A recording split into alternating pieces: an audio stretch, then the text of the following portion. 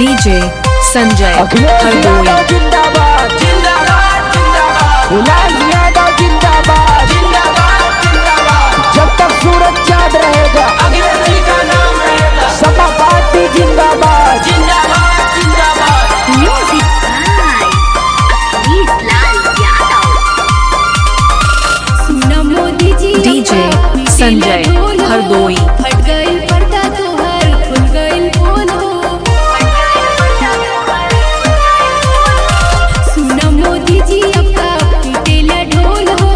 फट गई पर्दा तोहर खुल गई बोल हो। गोली हजाई के पलनवा हो यूपी से दिल्ली बोले एक ही वचनवा अहे मुलायम के ललनवा हो। यूपी से दिल्ली बोले एक ही वचनवा अहे मुलायम के डीजे ललनवा संजय हरदोई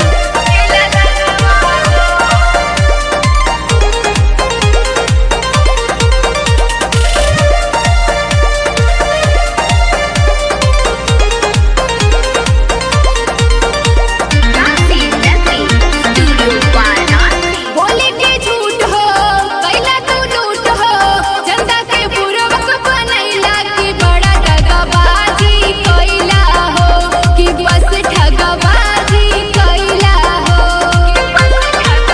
डीजे संजय हरदोई बोले के झूठ हो कैला तू लूट हो जनता के पूर्वक बनैला की बड़ा ठगबाजी कैला हो कि बस ठगबाजी कैला हो।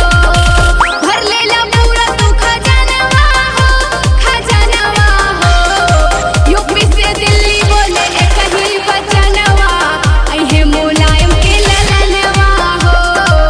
यूपी से दिल्ली बोले एक ही वचनवा अहे मुलायम के ललनवा डीजे संजय हरदोई